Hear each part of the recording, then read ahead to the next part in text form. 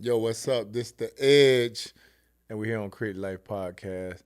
Today I got one of my good friends, one of those guys from the U, Big Mac, Super Bowl champion, NCAA champion, football. He's a champion in everything. Did you win a championship in high school? Nah.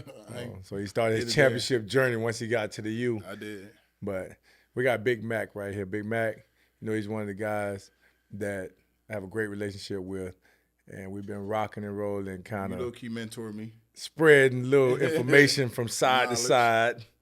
I get stuff from him, he gets stuff from me, and I always tell him he's not reaching his full potential because he's the ultimate connector. Mac knows I'm a work in progress. Mac knows everybody.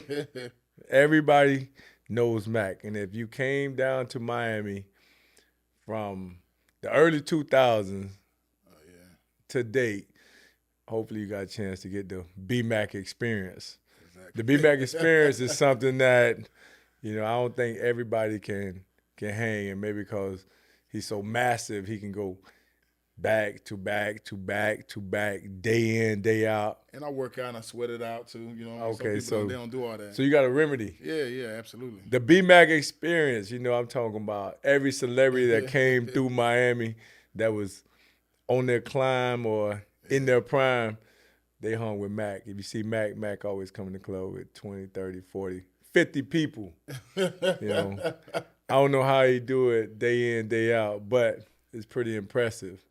And beyond that, he's one of those guys that created the life he wanted to live, and that's what's special about this podcast. We like to focus on mindset, self-mastery, financial freedom, community networking, and of course, lifestyle leisure, which is my best because that's the end goal. That's where we at. Mm-hmm. So, Mac, I appreciate you coming on. Thanks for having me. And the key word that you said was mindset. And I feel like a lot of things start with your mindset. It has to start with your mindset. And that's whether it's sports or just being successful in life. It's all about your mindset and really believing in yourself first. And that's very important. I feel like a lot of people hope or wish, but they're not really sure. They're unsure. And I try to tell people when I had to give a speech recently, I said, it's about having a certain mindset of, not failing or not giving up or not taking no for an answer and just figuring it out. So where did that mindset? This guy come from New Jersey. Like, first of all, before we get into mindset, we gotta talk about this journey that we were fortunate enough to get one of the greatest college players ever to come to the University of Miami. And of course, you can tell by the championships that he's won. But what was it that brought you to the University of Miami? Kind of like fate a little bit. Just kind of like God just aligning things for me that I wasn't even aware of, because somebody sent a videotape into me in high school. I played defensive end. I didn't even play offensive line. Oh, you was on? I didn't know. I was defensive end. Yeah, you was a beast. And what's crazy is when I got to Miami, Butch almost moved me back to D-line because he was short on D-lineman. But he redshirted me that first year and kept me at offensive line. But Mac, I did not know you was, cause you so mild-mannered, real chill. Mac he's like a gentle giant, but trust me, don't take it lightly because back in I don't know what year it was, Big Mac club bed, big brawl. Somebody stepped up to Mac the wrong way, and Mac showed them, "Hey, look, don't take this for light." Right. You remember that? Yeah, Big Mac. That was a day that was a young Mac. You say anything wrong to Mac, Mac show you. Oh, so that's the defensive side is what where that I never knew. I never knew because offensive players or offensive people, they're the strategists. It's always a strategy about advancing, about moving forward. Right. But that defense give you that grit, that hey, I'm going to defend my territory, and that's good to know, Mac. So I had to learn that when I went to the JUCO. I had to learn how to play left tackle out of a left-hand stance. And I spoke to that JUCO like a month ago, and what's crazy is like even going there and never playing offensive line. I became a JUCO All-American by the end of the season, so they let you know how committed I was. But I always To go your back craft. to my craft, yeah. So, but you go to school to be one thing. Is somebody seen something in you, or was it In high school, I was playing defensive end. I was just playing football because all my friends played. Came from a small school, graduated probably like 90-something people in my high school. Somebody mailed in a VHS of the running back behind me who was really good. And they seen me on the tape as well. 6'8"? How tall are you, Mike? Yeah, I was about 6'7" at the time. But I was 6'7". only like I mean, how can you not know? 245. But how can? Hold up. First of all, the school you went to, they must not understand what they had It in wasn't their a possession. school, like nobody really like went like to a further level. Like football wasn't big up there at the time. So it wasn't like people was going to the league or anything. So it was nothing for me to see. It wasn't no blueprint for me to see.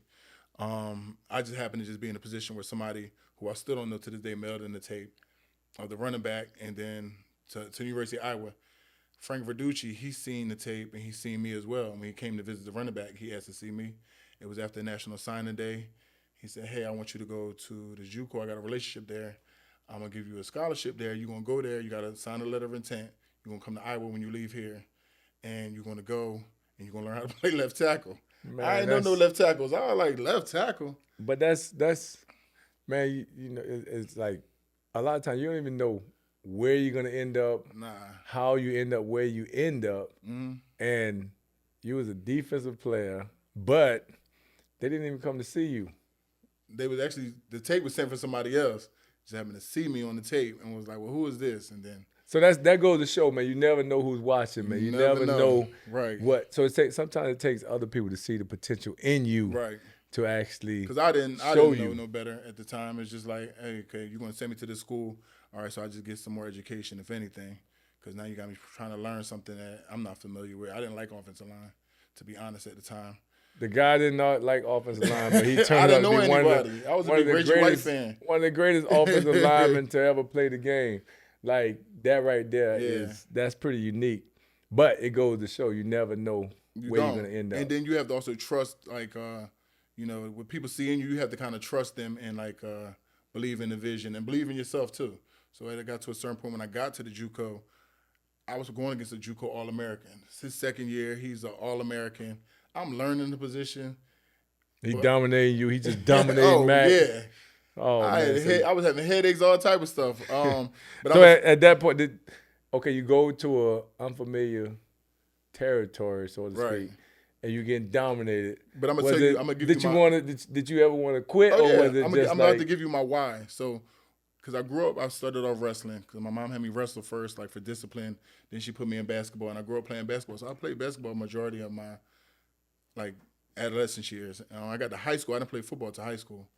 When I went for football, my grandma was like, nah, you want like basketball better. Like, you ain't going to stick with football. So I always heard that. Matt, you was dunking? Yeah, I could dunk. 6'8", just sit up there and dunk. That was a cheat code. So I always heard her, like her voice say, like, you ain't going to like it. You're like, yo, quit that and go back to basketball. So every time I felt uncomfortable and felt like, yeah, I don't know if I want to do this, I just heard that voice say, yeah, you ain't going to like it. So it just drove you to prove her wrong. Like, nah, let me keep going. So definitely when I got to that JUCO and going against that dude every day who, you know, he knew what he was doing. I'm learning the left-hand stance. I'm learning. So did the guy go farther? And did he go to the league? Or yeah, he ended up going to, because he played two sports. He played baseball and football. He went to University of Maryland. But I don't know if he went, I don't think he went pro after that though, but he ended up going to a D1 school though.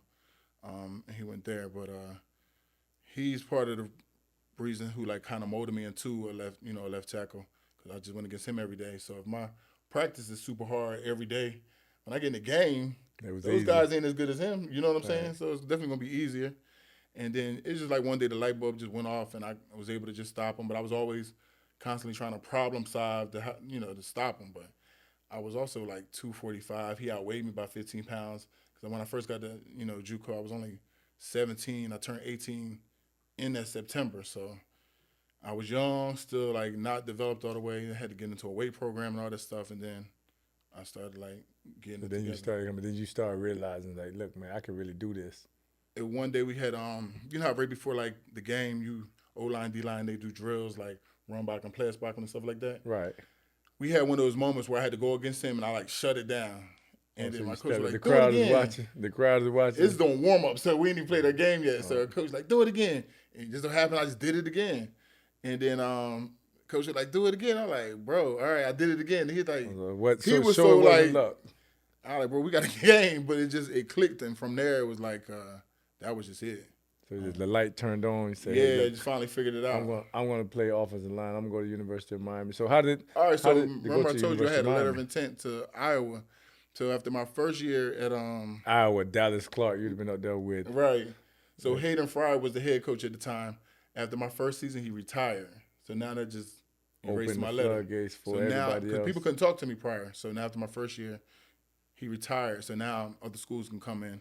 And I remember Art Kehoe coming in that University of school. Miami. Yeah. Art Kehoe, that was my offense. Art Kehoe he actually recruited me. He was one of the guys that came to Immokalee Okay. to recruit me also. So he's the one who came up to Lackawanna, and I just remember like this, big personality and talking 100 miles an hour and meeting him. And I came down here on the visit. But I'm gonna tell you what's funny is I went to Arkansas on a visit after I came to Miami, and I had a good time in Arkansas. But we were all watching Miami play LSU. Okay. I mean UCLA. It was in the game. You had to break a big game. Yeah, UCLA. And I was sitting there with them. I'm like, damn, I just was in Miami. Now we all sitting there watching y'all play that big game. I was like, damn, that's crazy. Like, So that motivates you. yeah, because I like, damn, we that's what all I'm like, talking they all a about. fan of Miami too, because they all tuned in. It was a big game too, though, but they was like tuned in and cheering for it. And I'm like, damn, that's crazy. It was just, I don't know. I feel like the timing was just crazy. Like me just going fate. there, It's yeah, all and fate. then all of a sudden it's like we're watching this game. But Oh, yeah. so you got a chance to watch the game. UCLA, that was Yeah. a game that It got moved elevated. by a hurricane or something Yeah, too. Right? it elevated us to national prominence because we had an opportunity. A lot of times you don't know when your opportunity is going to come.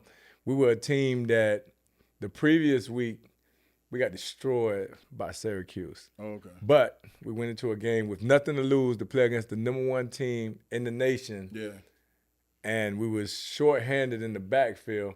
But for myself, it was an opportunity. Okay. Anytime you get an opportunity, you got to make the most out of it. Right. And you cherish those moments.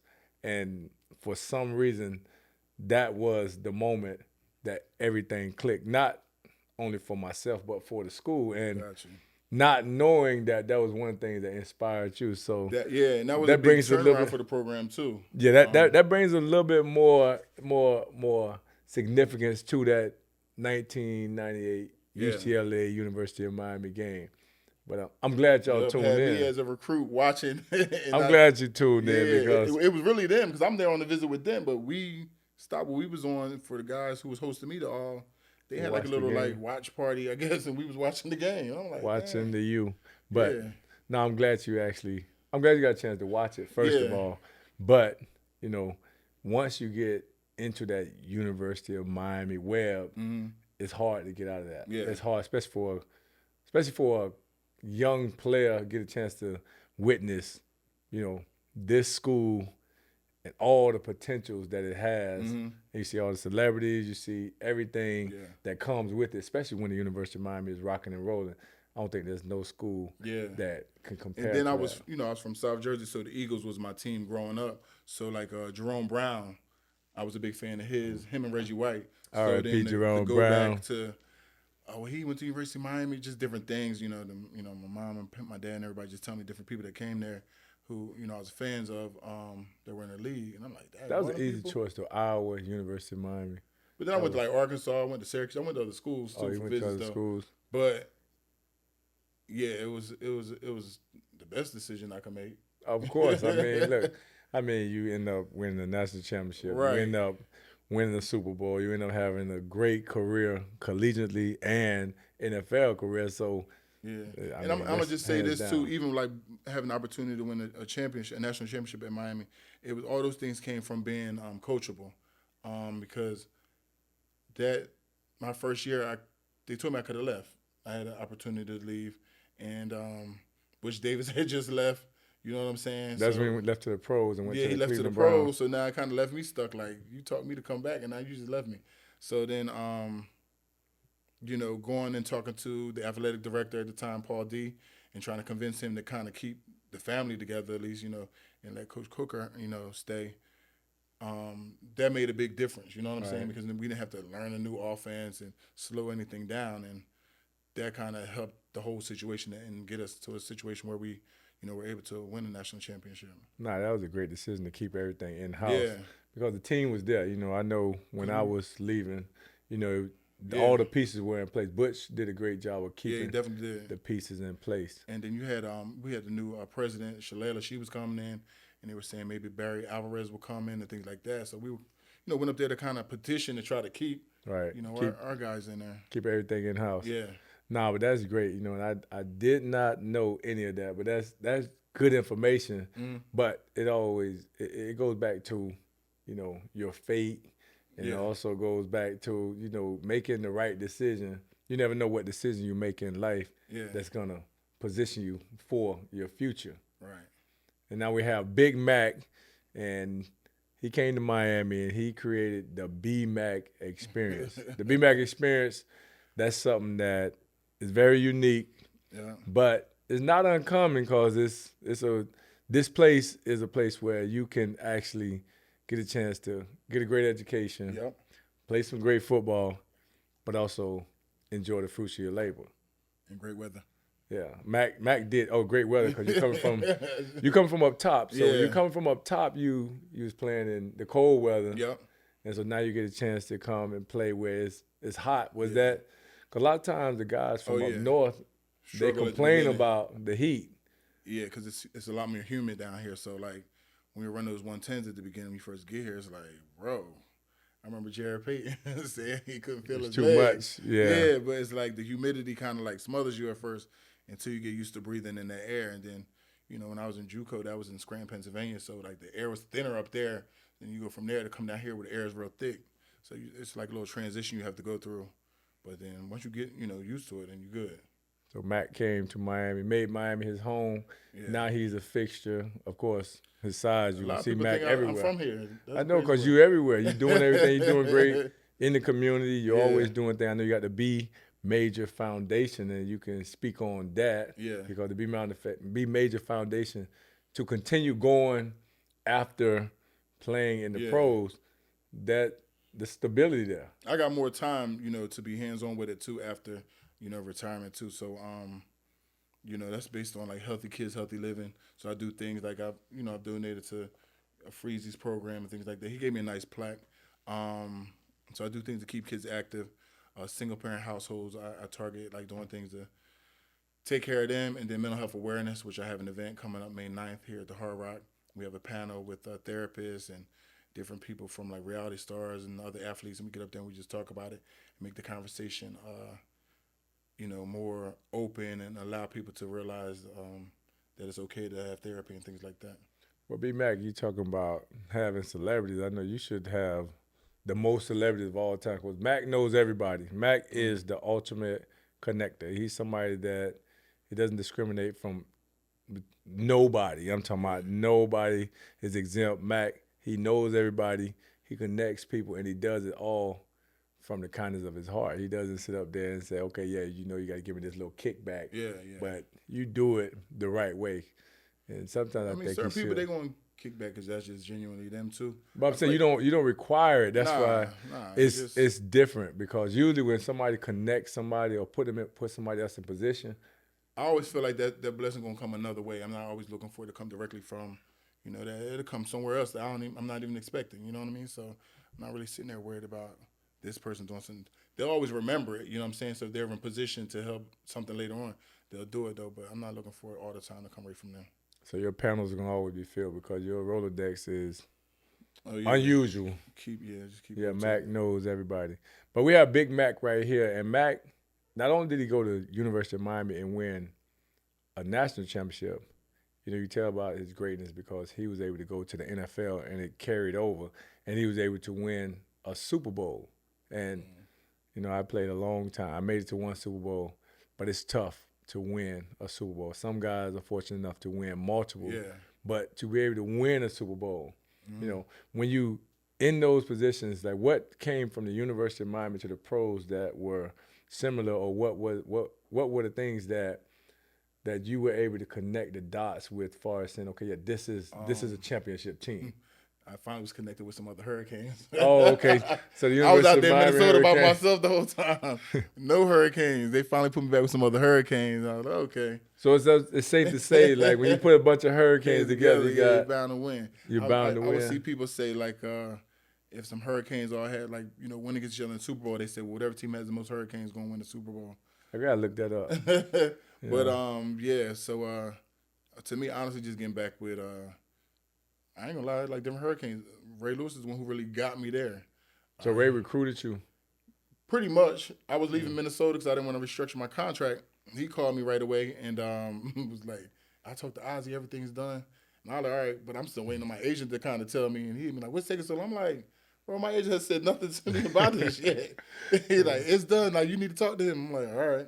From one hurricane to another, we gotta bring this thing together. Keep it in the family. So then he he hit me up like 2 days, and then I guess he must have told Reed, and then Reed finally hit me, and I'm like, all right. So now I'm like, well, let's have this conversation because y'all got a man who got a whole movie called The Blind Side. Yeah. I can't play the right, so what he gonna do?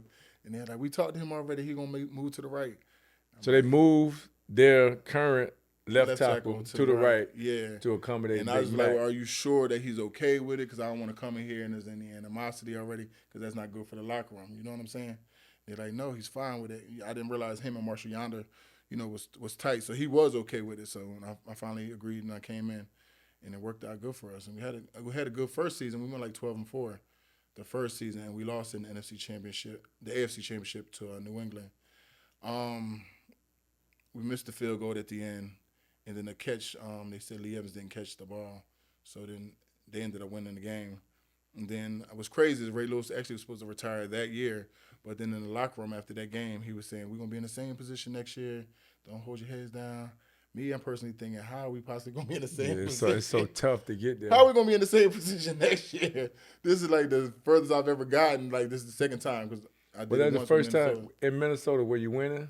Minnesota, when we had Brett Favre, we lost in the NFC Championship to New Orleans the year they won the Super Bowl, and then that's when they changed the overtime thing, because back then it was like sudden death. Right. Whoever get the ball, kick a field goal is over. So they changed it after that, and then it was like some bounty gate thing. He was getting hit late or something. Then that's when all that came up. So that was the furthest I ever made it, was with Brett Favre in 2009, and then I finally get there 2011. I'm back in there championship game, and I was like, dang, I can't even back deja vu. Get to it, right? So, we made it back that following year again.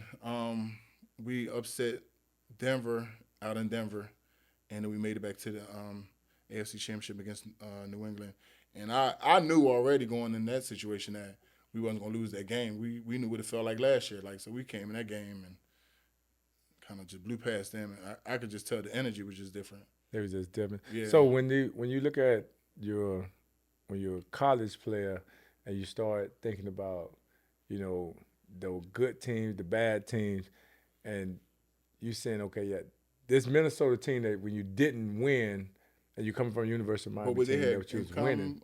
I feel like with all, because even that Minnesota team has stuff in common with the team that did win. The players got along with the players all played for Brett Favre when he came. And the players all were doing things outside of the locker room. Yeah. And so the good teams kind of they stay together. Stay together even outside the locker room. And even when I was in Baltimore, Ray asked everybody to stay off social media with posting and stuff, but we were doing stuff outside of. So the good team, they have better camaraderie. They stick outside. together. So it's not just coming to work and we work together. It's even outside. We would have stuff and everybody would show up and support, and you kind of had each other's back. It was like a real brotherhood, and that was the same thing for Miami. So those were the things I always felt like was very similar in those type of teams. Everybody had each other's back like a real brotherhood. So it wasn't just a business, them showing up to collect the check. Not those years. Other years it could have been. But you noticed it. Yeah, I could tell the difference. It's noticeable. It was definitely noticeable. Yeah. I noticed the same thing when you're on the good teams. They stay together. They hang out. Mm-hmm. They actually get along. Yeah. The teams that are just there, or the pieces that really don't match. They just going through the motion. Yeah. So yeah, no, but that's one thing. And in creative life, we always like to look at the different things that separates certain situations, certain teams, certain accomplishments, and you've got a chance to be around greatness. Yeah. And being that you've been around some of the greatest to ever play the game, what are some of the things that stood out to you that was different between just the guys? When you're talking about the ones, just those individuals that were great. So, like me coming from Miami, and at the time when I left Miami, everybody felt like, Miami, we knew everything, but Right. we didn't know how to become pros until we was in that position. So me first getting there, I had to watch a lot of people, you know what I mean? And I was like, okay, they're getting in the cold tub, you know what I'm saying? Or, oh, they're getting a massage, like all those type of things. Like I had to learn to be a pro because wasn't nobody telling me, so I was just watching or asking, like, well, what y'all doing? Or how you help them recover, after hard practices, things like that. And I guess they figure you're a first round pick, you came from Miami, I'm pretty sure everybody else is telling you, but when you actually in the moment, you need somebody. So like you did have people like Corey Chavis for me, and like Randy Moss, and there was another guy named Dave Dixon. Those were the three guys who, always kind of like started steering me in the right direction on becoming more of a pro about taking care of your body. So and then it continued, when I got to Baltimore, because now was running the same type of people. Yeah, but now Ray is all about like getting the juicing machine. I went bought like a juicing machine, and then now it became more about nutrition. So Ray more detailed. Yeah. With them, it was like it wasn't that, but with him, it became like down to nutrition and you got the stretch guy. Stretching became important too. By the time I got out to Baltimore, and then make sure you're getting your daily massages, and he got this person for me. So yeah, Ray was definitely more detailed. That's why I noticed when the people that are great, they go into detail more. Yeah. And when you want to do something, you're trying to look for I always call it a cheat, but every advantage that everybody else is not going to do.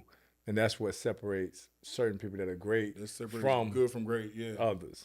Yeah. And you got a chance to play with Brett Favre, you got a chance to play with Randy Moss, you got a chance to play with Ed Reed, you got a chance to play with Ray Lewis. Right. Adrian Peterson. And I'm gonna say, with Brett Favre, and I'm gonna tell you how like I can definitely understand when I seen like Tom Brady left New England and went to Tampa and won a championship. It was the same with Brett Favre. Like people's level of play rose. Right. Because the fact they didn't want to let Brett Favre down because they had so much respect for him. So you have certain individuals who had that effect on people. You know what I'm saying? Even Ray Lewis, in Baltimore, had everybody raise their level up of play, for him. So you have certain players who can go in there and make people come in there and raise their level of play up. Because I personally, I was on the team the year before Brett got there, and we wasn't same team. Same people, just we didn't have him. And he came in and everybody's play rose, and now you got Sidney Rice is becoming like a standout receiver, and Shenko is now a top tight end, and everybody's level of play is going up. And then even on the defensive side, now they feel like we got to keep up with the offense, so now we got to raise our level up, and it just became a whole snowball effect. So the greats, they make you raise up, just their energy, their effort, the way they do things. And you just feel like you don't want to let them down. Yeah, so and I noticed that a lot. Anytime you're around some of the greats, it's just a different atmosphere. Yeah. And you got a chance to witness it in multiple situations. Right. And you got a chance to reap the benefits of winning the Super Bowl, playing, having a great career, and then after your career is over, you circle back and you get a chance to transition out, right? Transition out, but before even within the transition, to go to be selected as one of the greatest to ever play college ball, because there's more guys that play college ball than that play pro ball, and you got a chance to experience that. What was that like? To be honest, it was just me doing my job. I never thought about it. I never was looking at it like going ahead to be the greatest. I did have certain things that I marked down, like when I came from the JUCO, I knew the top 100 tackles, and I knew Joaquin was like always number 20. So my goal was, all right, let me break into the 20 mark. You know what I'm saying? And get in the top 20 with him because he was the right tackle. And then I ended up being number 1. You know what I'm saying? So I did set goals for myself. So you set the goals, and then you actually make them where they're reachable goals, and you execute them. But you had to do certain things. Like when you come in and you're coming from another place, like you come from this JUCO, you come to the University of Miami, and so it's a different culture. It is. It's totally different. So how do you come in a space like that and say, I'm going to I came in with a mindset of that to let people know I deserve and I belong here and I can compete at this level. Because you really don't have no clue coming from a JUCO to going up to a Division I. Yeah, you're going from there. You have like, no that's clue like high school, right? Huh? JUCO is closer to high school. It's like right after high school, it's kind of like guys who might have got in trouble or didn't have the grades. It's like those type of guys. So you have some talent there, but you have some lack of discipline and focus. It's a lot of things. But you come to the University of Miami now, so it's like these are guys that watched on TV and everything too. So you just like, I got to make sure I show that I can compete at this level. You know what I mean? So that goes back to mindset. That was my mindset going in. My mindset was already to break into the top 20 at my position, and then also to show that I can compete at this level. One thing I felt like that helped me out is going to the JUCO. We didn't have a training room like how these big schools do. So if I messed up my ankle, I call home and ask, like, what should I do? You know what I'm saying? But what also that did for me was that built a certain mental toughness for me where I've never missed a game in my career due to injury at all. I played through things. Impressive. How many years? 12 years. I never missed. 12 years, never missed a game. Yeah. Well, we can go back to college too. I never missed a college game. I've just played through everything. Because you're just bigger than everybody, so you ain't really I just had to figure it out. So that mental toughness, because I was told back then, you can't make the club in the tub. So that means you can't make the team always being in the training room. So I only go in the training room to get taped. I wasn't hanging out there. That wasn't my thing. So I just, stayed out of that and just, did things that, to keep myself durable. And that was another thing too. Even when I was in Minnesota, they always labeled me as durable. So I never really had a backup in Minnesota. Right. There was no need, I wasn't missing nothing. Broke my hand twice. I had to wear a club, but I just still went out there. Still playing. Went out there and did what I had to do. So, yeah, I was just being durable. But that goes back to the mindset, and it shows why you were one of the greatest, because you started pointing these things out. Nowadays, you have guys, they will miss for anything, for something small. But you're sitting up here saying, hey, look, man, there's nothing that was going to stop me. I was going to actually show up, and that's accountability. As a teammate, to know that you're always there, I got to play for that guy. Right. Because now you're motivating the other guys. But you had a player behind me, Donald Penn, who was also another great offensive lineman, right? He was behind me, but I said in an interview, I said I was going to never give him an opportunity to get on the field. Because that goes back never coming off. The Wally Pipp story. I know they always tell the Wally Pipp story. And you have to look that up. Wally Pipp, when he made his excuses or whatever, and he didn't play, that's when he gave somebody else an opportunity to go on and become one of the greatest all time. So you had that without even knowing it. You was doing the Wally Pipp move right there. You was like, I'm not gonna let nobody else get right here. You're not even gonna get a chance. So they ended up, trade him to Tampa. He went on to Tampa, had a great career, and then Oakland and everything. And he ended up being a Pro Bowl player as well. But it's just I wasn't gonna let you get the opportunity with Mac selfish with that playing time. I'm being a hater. Mac had incentives in his contract. He was like, I gotta make sure I get all of this. And he went on to play 12 years without missing a game. Hey, that's impressive, because this is a tough game. It is. And week in and week out. I've had some injuries, but we just not enough to make you just say I'm gonna take. I had a point where I had to stay in the training room during the week, and every 2 hours they had to do treatment on my ankle. My ankle was broke. But you still was able to play. We just had to tape it up, and I go out there and play. And then you had a chance to block for one of the greatest all time, Edgerrin Peterson. Oh yeah. So I know that was a great feeling. When he came in, I seen he about to take this position. Oh, he about to take it over. I could tell, because you had another guy there in front of him, but it was like once he got down the pass protection part, because he could run the ball, he knew where to run it. It was just knowing who to pick up in the passes and the blitz and stuff like that. I was like, once you get that part down, we can't just have him in there only on runs because they ain't gonna know. You know what I'm saying? So he had to learn everything. It's obvious then. Yeah, so he had to learn everything. But once he got that down, I was like, all right. Once he gets it down, that's. So how as a teammate, right? You're offensive line, and you see somebody better, or you see somebody in a better position, but you have to stay within the coach's decisions. How do you even deal with that? Does it get frustrating when you see the person that is better behind? I knew with time he was going to eventually take over the spot, though. I knew it was best for us that allow him to learn it. Like, don't rush him into that position. Allow him to learn it because we don't need him to miss a block and then somebody, gets hit and stuff like that. So I let it play its course, and it took place when it was supposed to.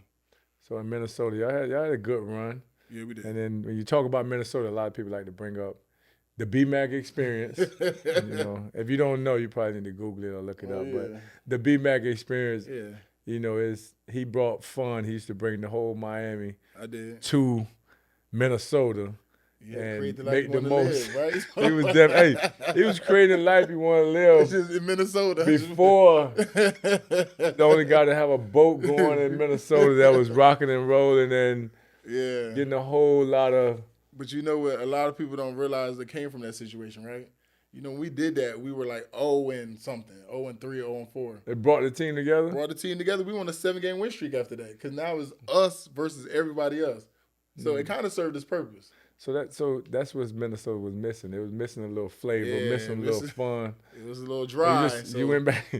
Mac went back to his roots. He went back and said, "Man, you know what I'm gonna do? I'm gonna put some University of Miami flavor on this thing, and now bring everybody together." And it did bring everybody together because at this point now, it's like every media outlet in the U.S. is like focused on us, and every time we go to away games, I see some of these signs. They had signs about y'all on the boat. Y'all was love boat, all type of stuff. Hey, Mac had the BMAC experience going ahead of time. Yeah, but that's all part of it. It caused us to all stick together, and we did go on a 7-game win streak. Nah, that right there, that's pretty interesting because of the fact that everybody knows about that boat. Right. And then you the head of you the head honcho. You gotta be the captain of the boat, yeah. And so then you took it a step farther, and now you turned into a career where you created the B major rap a music label, and it's like Mac is part of entertainment. Mac is outside, so I got an opportunity to work with Pleasure P. Was able to get him out of his situation in the group and make him a solo artist. Because the thing is, when you're in a group, that's the group. Right. It's like how remember how Diddy had Boys in the Hood, but Jeezy and Jock and all them was in it? Yeah. But you can get them out as a solo artist because that's a whole nother entity. So I was able to do that, get him out as a solo artist, and that's what he's able to work with, like Rico Love and Static Major, and we started, like. So you signed Pleasure P. Yep. You signed Pleasure P to your label, your first artist. And you went on to do and we went all on those things. And put out the album, and it got nominated for 3 Grammys. And at the time, the Grammys was in like January. I was in the playoffs, so I couldn't go. So you were distracted. You had to deal with the Grammys on your business side, and then you're trying to let them go. My main thing was football, so I wasn't worried about going to the. So Grammys. How were you able to juggle being one of the most dependable, greatest offensive linemen to play, and then also trying to get this business going? Because I always try to tell people, like, when you go to college, I feel like college is mainly about time management, and that's when I learned time management is in school. And so now when I get to the league, I know how to manage my time. So I know I have certain days, like a Tuesday's an off day. So if I'm going to do anything music, it'll be on a Tuesday. Other than that, I'm just strictly football while I'm in season. When I'm in off season, I can put more time into the music and sitting in the studio, which I did, and help go through tracks or to have things corrected on records, things like that. So if it's my off season, I got more time to do it. But if I'm in season, I don't really have time. Y'all can like send me stuff. I go over it on a Friday or on a Tuesday. But what drove you to the music business? I was always a music fan as a kid.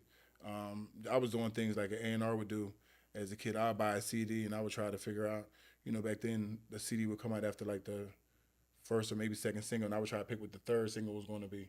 And I was just naturally just doing that as a kid.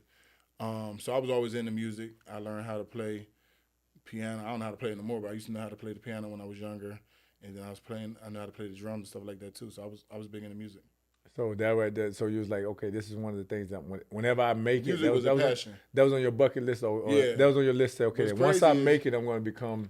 When we was at Miami, me, Vernon Carey, Jared Payton, and Ed Reed all said we was going to do a label together. Reed from New Orleans, Vern from Miami, I'm from Jersey, and Jared from Chicago. So feel like we was covering. So what happened to that? Jared was like doing rap. He was rapping and stuff. Reed was always in the music a little bit, like you see, like he DJs now too. Yeah. But I just was presented the opportunity with pleasure, and I just kind of just went for it and just was like, I'm gonna just do it. Like, and when I did it too, just being competitive, I feel like a lot of people say, "Oh, these athletes they don't know music," but I was like, I really got an ear for music, so like, don't put me in that bubble of people who just like promoting their friend who terrible. Like, I got a real ear for music. Like, this is a passion of mine, so that's why I was actually really happy when I got acknowledged by the Grammys. Like, see, I put together this body of work because I really know what I'm doing. So you put together the thing for the music thing, but you still was doing your football Yeah. thing.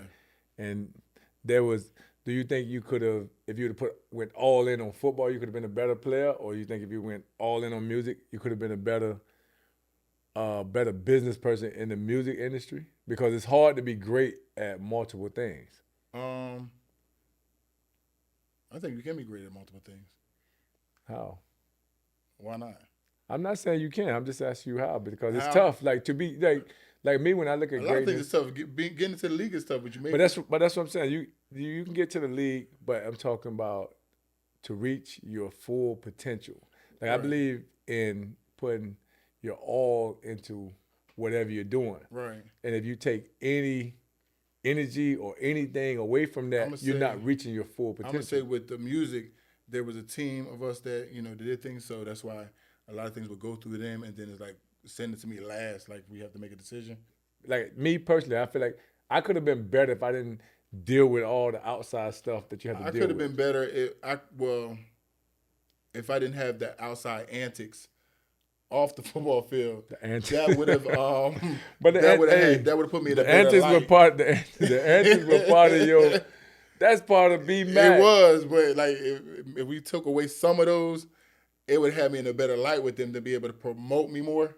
Yeah. Because some of the guys who I was in line with were older than me, but they were just we ain't had no stats, so it was like they were just still making it. So you have people who were missing half the season, but they was making it because it's like, how did such made it last year? Like it was just going off of like With your name recognition, just Right. because they just been there for a while. Where we That didn't have. grandfather then kind of. Yeah, so it's like I would have to wait for people to verse. I didn't make it to like a lot of them retired, and it's like, oh, okay, he finally made it.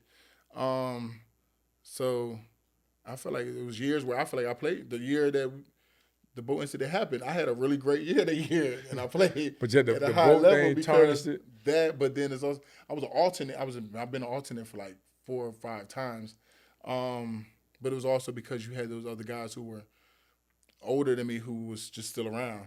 They were still playing at a high level. They were still also, playing, yeah, and they were just still around too, and they were making like the team might have been doing better than mine too, because kind of goes like that too, like whose team looks like they're in a better route to go to the playoffs, so they're going to go too. So it was like those type of things, but I don't know with the music thing.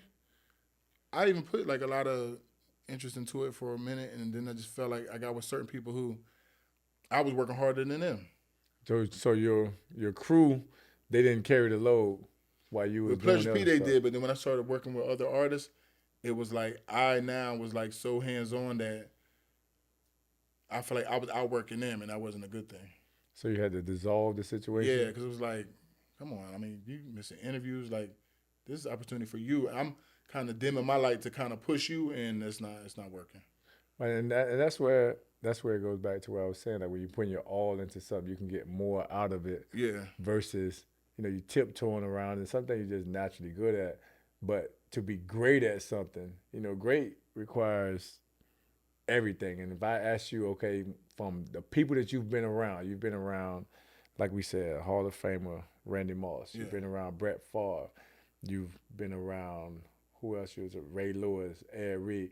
Like what did you see in them that says like I can see why they're in the Hall of Fame in this from the with from the Ray and Ed, they Ray and Ed, I felt like was great film studiers, so they knew everything. They just already like just knew, like they studied. They were such a student. They studied so hard. They just knew by alignment. They just knew by like all type of things of what was going to happen before it happened. Like they seen it already. So they were just great students of the game to me. I feel like Adrian Peterson had just such a great just athletic talent and just such a drive of like running people over and running through blocks and you know what I mean, getting to the next level. He just was a talent. I don't even know how to describe it. And by the time Brett Favre got to us, he's seen so many things. He made my job easier. You know what I'm saying? He was making calls at the line, dummy calls, and it was helping me out because now the D lineman is thinking it's one thing from his film study, but Brett's making the dummy call, and he done told us already, and he's pump faking, so now I stopped the defender from rushing. It's just all type of things that he was such a veteran and seeing so many different looks and knew when it was going to be disguised and everything and called things out and was even changing plays. There was a point where a lot of people don't even know we were down, I guess, against Detroit, and Coach Church was trying to pull him out the game, but Tavares wouldn't go in because Brett said he wasn't coming out. It was like a whole argument on the sideline, and we ended up winning the game, and everything kind of got swept under the rug. But we just rolled with Brett, like whatever he said, because we was now playing for Brett Favre at this time and not even really our head coach. Oh, so Brett had more juice than Yeah, everybody else in the organization. pretty much, yeah. But that's one thing that the greats, they kind of you gravitate to them, Right. because you can see what, especially on the field. When you're on the football field, you see what the coaches can't see, Right. and you can relate to the person that's there. But I feel like it was the same way when I got to Baltimore, and Ray kind of called a lot of, like, Coach Harbaugh was there. I feel like Coach Harbaugh wanted you to know that he was the head coach, but it was still like a lot of respect that kind of everybody gave Ray, and a lot of people were playing for him, and they knew he was trying to leave winning the championship, and it was just certain decisions he made, even when it came to, like, training camp. If you was over 30, you only practiced. It was like so Ray made. Yeah, but I remember I was there when the they Ray was going. Lewis rules. I was there when they was going. He retired. I said, "What happened with that over 30? And we don't have that no more." I was like, "Whoa." Ray made the perfect rule that fits. Yeah, the fit those guys. And That's so great. it's a difference when you have certain people, on your team. But they know what they're talking about too. Yeah. Through experience, and I mean, experience is the best teacher. Switching gears, we talked about, the football career, and everybody knows that all good things come to an end, especially if you had a great football career.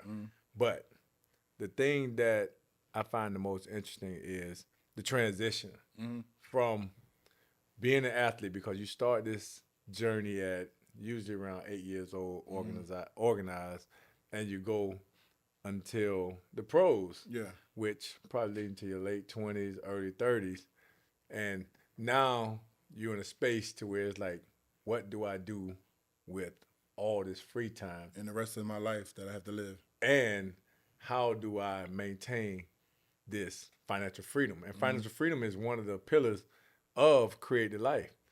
And when you talk about financial freedom, it's something that as athletes, we haven't been able to kind of grasp as well as a whole. But there are some guys that figure it out, get in front of it. And Mac, you got a lot of stuff going on. Like I always said, you was a connector. I know you got this thing called Let's Chat, and I met with you and your business partner, and it seemed like y'all doing well. Yeah. But like, how was the transition from being a football player to stepping into this entrepreneur world? For me, it just kind of went. While I was playing, I was very social, so I had a lot of people around me. So I started off when I first got out, basically like a booking company, and I was booking different people who was coming in town to host different events, and I would charge a percentage and things like that. Like a concierge type thing? Just like a booking agency. Oh, okay. So like these people come in town, they come to Miami. Oh, I want to see if you can get me hosting over here, this and the other. I'm like, all right. So then I just charge like 15% off of whatever it is they charge. And did you create a company? Or Yeah. you created a major company? bookings, yep. Okay, so Be Major Bookings. Yep. Is it still active? It is. It's still active. If you want to come in town, make a few dollars. All right, holla at me. Big Mac, the plug. So I started like with that, and then like I say again, like I just feel like God just be putting me in certain directions, because like even how like with me getting discovered on a VHS, and then me getting with Let's Chat is 2017. There was a hurricane coming here the end of August, beginning of September. I was already going out to LA because one of my friends, Lisa Ray, me and her have the same birthday, so it was going to be her 50th. So I was going out there, but I went out earlier because of the hurricane. 50 years old? Now she about like 57 maybe, or something like 57? Dang. that. Up to now, yeah. Time flies. Yeah. So this was back in 2017. I was going out there for our 50th, and when I was out there, Flow Rider was shooting a music video at my current CEO's parents' house, and they were trying to pitch their Let's Chat company to Flo and his nephew, Colin. Colin knew I was in town. He reached out to me. He was like, "Hey, come out here. I want you to meet these guys. They got this company they trying to get out there." At the time, 2017, Uber XL had just kind of came to Miami. You had Uber already, but now they was introducing Uber XL. I was the ambassador for it, so I had to do like the pictures, and they was paying me. Uber would pay me to ride Ubers and just do stuff for them. And I was having trouble with language barrier here because a lot of people speak Spanish, canceling rides. So when they told me about Let's Chat, and I knew it was a language translation thing, I was like, all right, I want in. I want to be invest and become some type of shareholder or partner or whatever. So I'm now currently the COO of it, and I started using my contacts. So like the NFL was like one of our first major companies that we did language translation for, and we've done Super Bowls and everything for them. So they were the first ones, and then I got us into Comcast because of somebody who worked out with me back in 2011, and they remembered me, and then they reached out, and they had something to do with the Comcast Accelerator Program, which got us into a 3-month accelerator program through Comcast, and then Comcast became a shareholder in our company, and then we later on, Bojangles, the CEO, what used to be the COO of McDonald's, he went to University of Miami, Jose. The U. Yeah, so I'm having a relationship with Jose. I reached out to him trying to pitch a Let's Chat, thinking, he had a contact for me at McDonald's. Here, he's now the CEO of Bojangles. He's like, pitch it to me. Bojangles became a client, and then my friend from high school worked for Coca-Cola. Told him about Let's Chat. He got us over at Coca-Cola. Just the connect. But this goes about relationships. Yeah. But that's why I tell people relationships is very important. Relationships can get you in the door in front of everybody else, but your product got to be able to sell.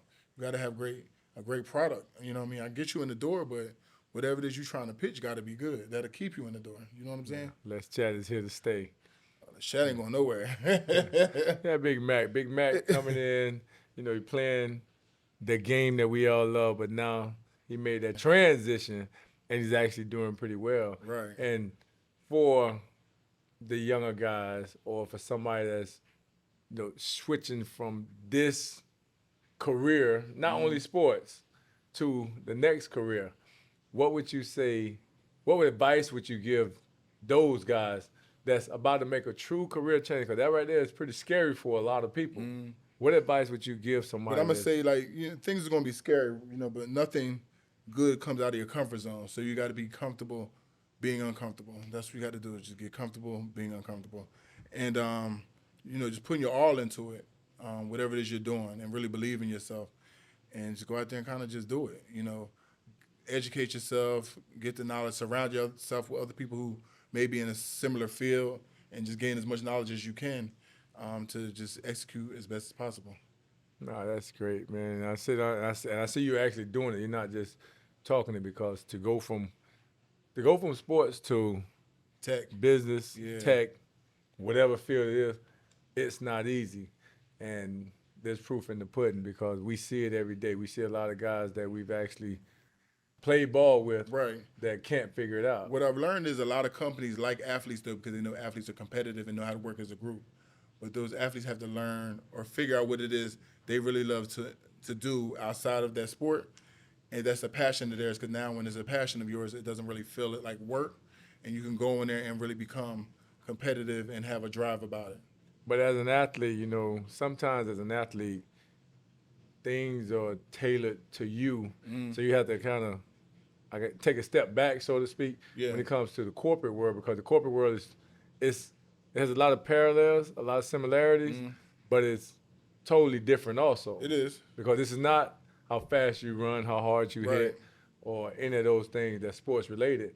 And so now you have to position yourself, or you have to be willing to take a step back. But that's being coachable too. Right. You have to just be coachable on some things too, and allow some people who may have more experience in that realm to educate you and teach you how to move in that arena.